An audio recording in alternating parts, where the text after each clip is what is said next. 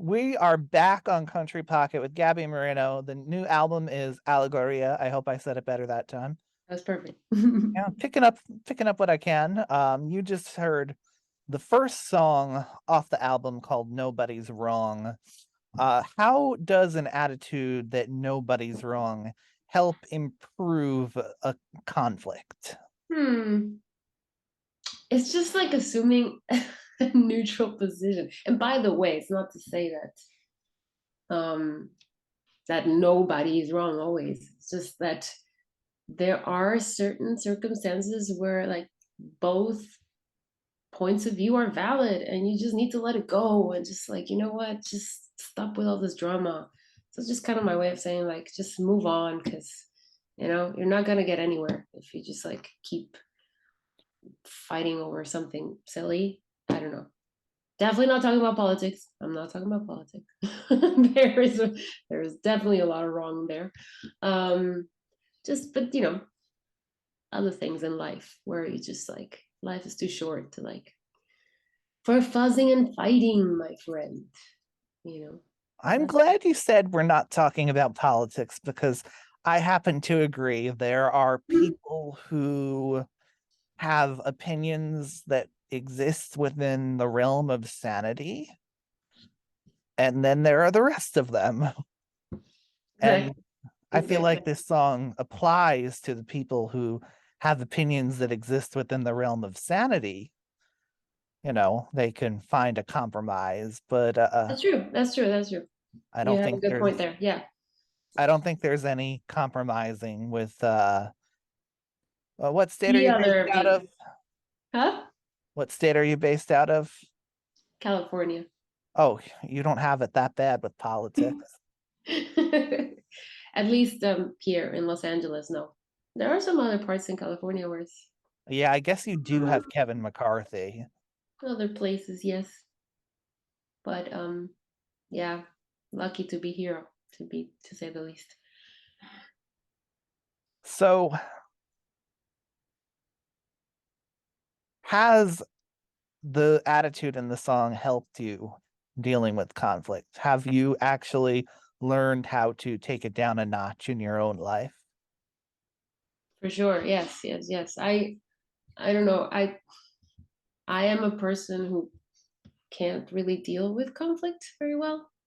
So I either like just shut down or just decide to move on and just, definitely try to take it down a notch and just move on.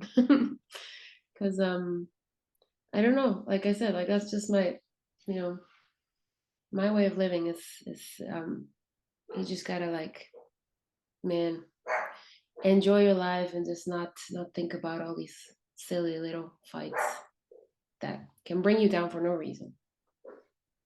Yeah, I gotta say, I used to do a lot more of those silly little fighting things, but Yeah. it turns out when democracy is under assault and there's this global pandemic, I sort of learned like, okay, there are the big fights and we're not going to stop having them. But then Hmm. the rest of it just seems so, I don't know, trivial compared to the big crazy ones. And I learned how to let go of most of it, if that makes sense, from being exposed to all of it. Absolutely. I mean, for me, like growing up in a country like Guatemala, where there's so much conflict, um, politically speaking, and it's just something that you just have to learn to live with. I basically grew up not being able to go out into the streets, really, like very sheltered. Um, you know, couldn't really use public transportation, like things like that. And I mean, just little things. These are just little examples. Um, this is something that really affects me and affected me. So when I got here to LA, I don't know, I just felt like anytime there was like any little bit of conflict, I was always like, okay, I'm just going into like my little cocoon. Yeah, just try to protect. protect myself from the outside world. Yeah, trauma does things to people. Yeah, for sure. But you are you are doing great now with your musical career. You are focusing on improving society. Um, why don't you tell me about your work with UNICEF? Yeah. So this was right before I was I was named a Goodwill Ambassador for my country, for what Guatemala, which was the first time that this had happened. I honestly couldn't believe it. I was like, when they told me, like, oh, there's no Goodwill Ambassador for Guatemala. So it happened in, yeah, I remember February of 2020, and they asked me to go down to Guatemala to well, just sort of do a, there was like a little ceremony where they became official. But then they asked me if we could go to some of the villages in the rural parts of Guatemala to see some of the work that that they've done um, firsthand. So that was pretty amazing. I got to do that, and it was an incredible experience. Just to be there with the kids, um, and I was really eager to do more things with them and get to work, so to speak. And then lockdown happened, so I couldn't really do much. From I came back to LA, and that was it. So what I did was just a little song. I remember I recorded a song to talk about the importance of staying home, and they distributed that video to all these communities in remote parts of Guatemala where they don't necessarily they don't even have like internet there. Um, and then we just try to think of creative ways where I could like keep working with them while I was still here in LA. So one of the ideas that we came up with was to do an album of songs for children, but sung by children that I could produce. And I ended up writing a few songs for it. Some other songs were songs that I grew up listening to, so there's some covers. And so yeah, that came out a few months ago. And I know they also distributed that album, a little CD, to all these schools in like different parts of Guatemala, because a lot of the songs are educational. They talk about the importance of nutrition, talk about the importance of love, like with your family, with your friends, and so yeah, that was a nice project to do in collaboration with them.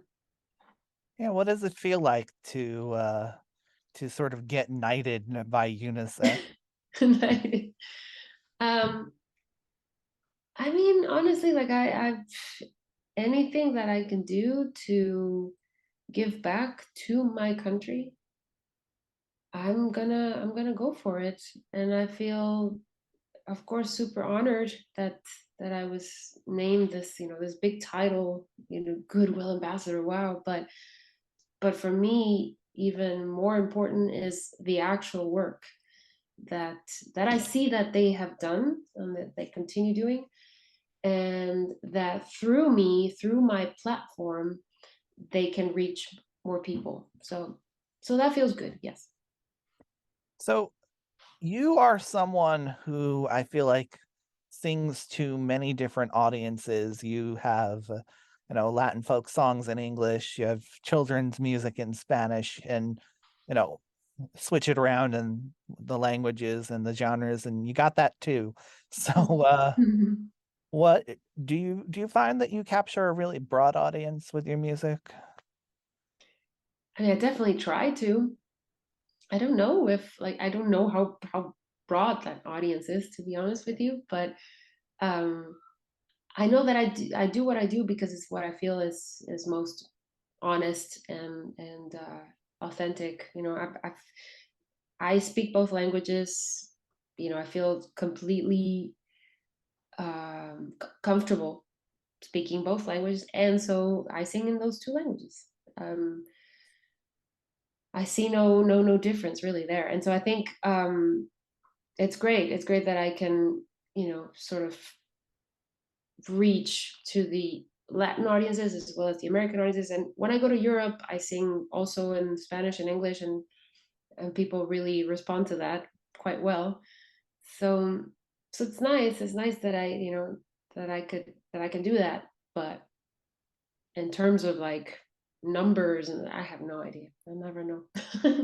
How do you decide when a song is going to be Spanish or when it's going to be English? I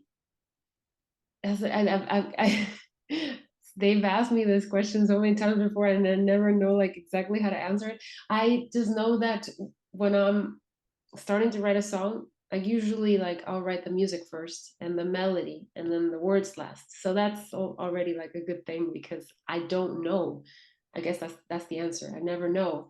But when I'm sitting there, like say with my guitar, and I'll start humming something, I'll start whatever it is, like I'll start saying some words.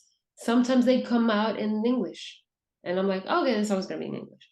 And sometimes like I'm just sitting there and I'm singing a word, repeating a word, and it's in Spanish, and then I'll go like, all right, this song is in Spanish.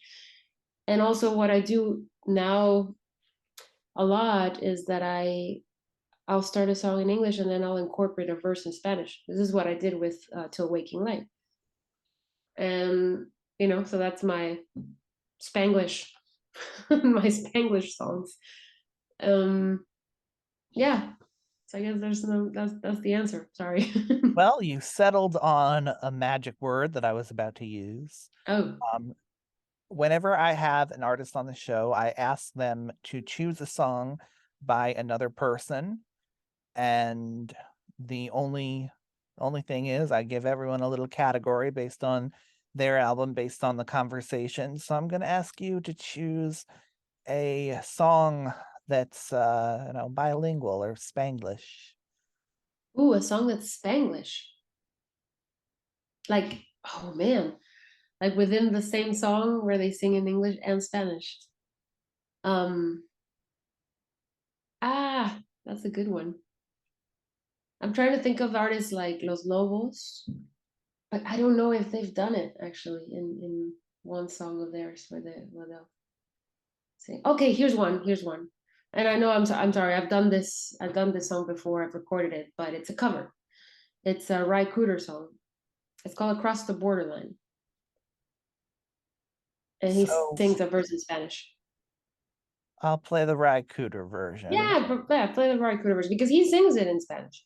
and we'll also hear you singing a little in Spanish with Mi Planeta from your UNICEF But album. that I think that you will hear the kids singing. That's not me singing, but yes, Oh, that's my song. it's kids sing. it's actually my niece who's singing it. That's so cool. Getting her Yeah, into the family business. it's a family business. Gaby Moreno, thanks so much for coming on. Thank you.